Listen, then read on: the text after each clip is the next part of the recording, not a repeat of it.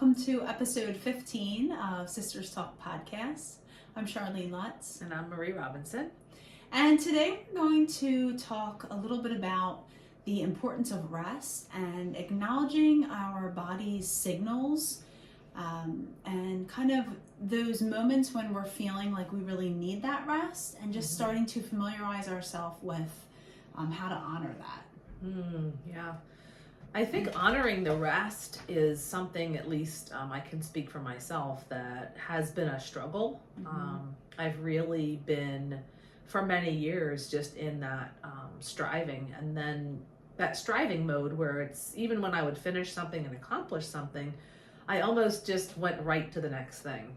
Yeah. Without even giving myself pause and time to not only rest, but to look back and celebrate. But the rest is just so important. I've been realizing it more and more, and trying to incorporate it more. Right. Same. I mean, I feel the same way. I was on like a real hamster wheel for many years. And I think that as I've gotten older and as I have slowed down, it's almost like I can't ignore that need for rest. It's my body just, like I think today I told you I had to take a nap. I just suddenly became so tired. I just had to close my eyes. And it wasn't like a really restful nap, but it was enough, I think, that it gave me that just little bit to get through the remainder of the day. But just sort of sitting and quiet. I was going to ask you, like, do you think the rest, like, what does the rest need to look like? What does it have to be sleep? I don't think it does. I mean, I think that it can just be taking those moments to sit and have a cup of tea, maybe do some art, maybe do some writing, maybe reading. I mean, maybe you like to watch TV, take a Netflix show. But I think just taking that time for quiet and space can also be really restful. Because it is hard to find time. I mean, I don't normally have time for a nap. I just happened to be sitting on the couch because my son had a half day. So it was kind of, an odd moment. But I think that's hard to fit an actual sleep or nap for many people. And I think it depends on the person too, because I'm kind of the person that I would rather just try to get to bed early than take a nap. Like, naps just don't work for me. Yeah. Very, very rarely will I take a nap, because I typically wake up, either I sleep too long and then I can't go to sleep that night, or I just wake up with this real groggy feeling, and it doesn't feel restful. So for me, I think some of the other things that you just talked about, like just, sitting and doing something quietly, like, and reading, right? Like, there's so many different types of books, and I think that can be considered, certain types of books might be restful, but others might not. So I think we really have to pay attention to our bodies, right? Those body signals, and saying, what does rest really feel like for me? And, you might think of a quiet activity, but for some people, doing quiet activities, like let's just use a puzzle, for example. I know many people do not like puzzles. Like, that's not a restful activity for them. Right. That would make them feel anxious, frustrated. Right. Yeah. And that's something I love. I mean, my son and I did a puzzle one time maybe a year or two ago. And it was over winter break, and I'll never forget it because we stood at the table for practically 7 hours. Wow. And there was very little talking going on, and we were just working on this puzzle, and it was such a sense of accomplishment. And then in normal fashion, I immediatally broke it all up. It's like, we could do it again another time. And my son was just like, what did you do?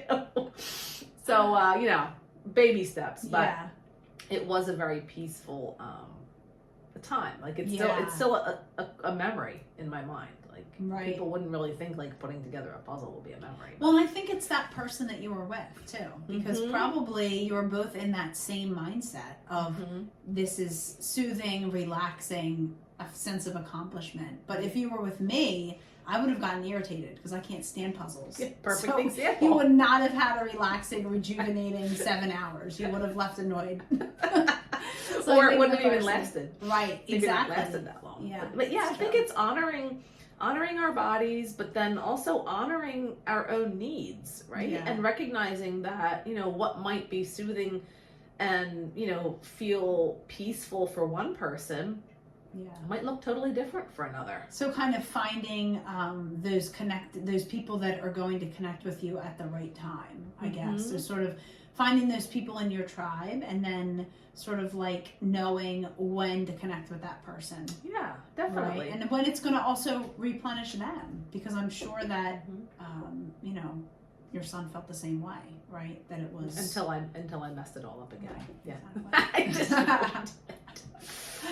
But yeah, I think that finding those people that we can do our nourishing, soul-filling activities with, if that is the case, or just having that alone time and knowing, and I'm like a super recharger when I'm alone. That's like my time. If I have a day out, my husband will often retreat to the couch, and I'll go out for a walk because I need movement. I need, space on my own. I need to be in nature, and all those things fill me, and he wants to rest his eyes, which is fine. That's his way. So I think that knowing ourselves, and if we need that for more extroverted, more introverted, maybe a mix. Yeah, it's important to know yourself. I think, over the years, I think I've come to that conclusion. I mean, the most important thing we can do is to know ourselves and understand how we best function. Yeah. So that we can then utilize that information to create a life that's really rich and supports our wellness.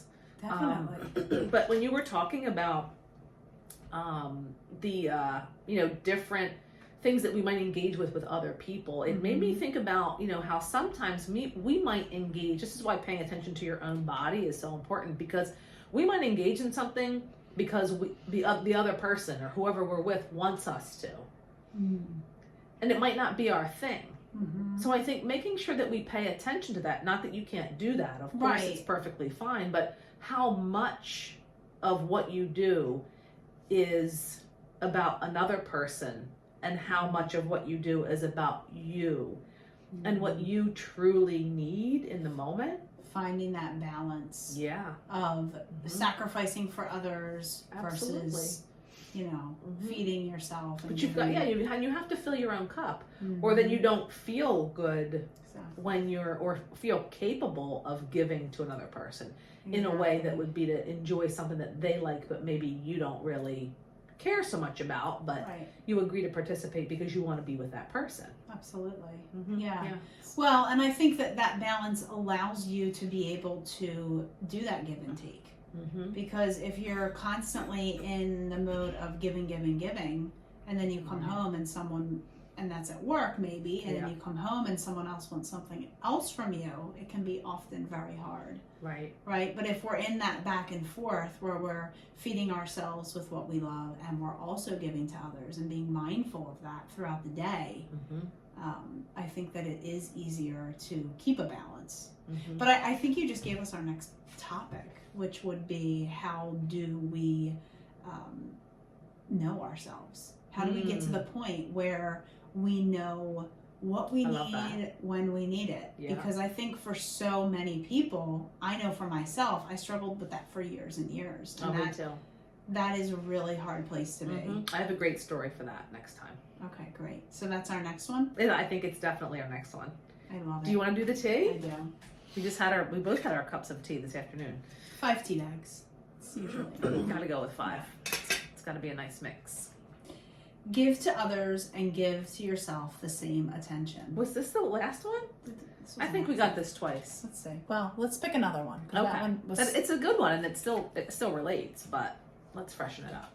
Yeah. Accept who you are in this moment, but acknowledge who you want to become.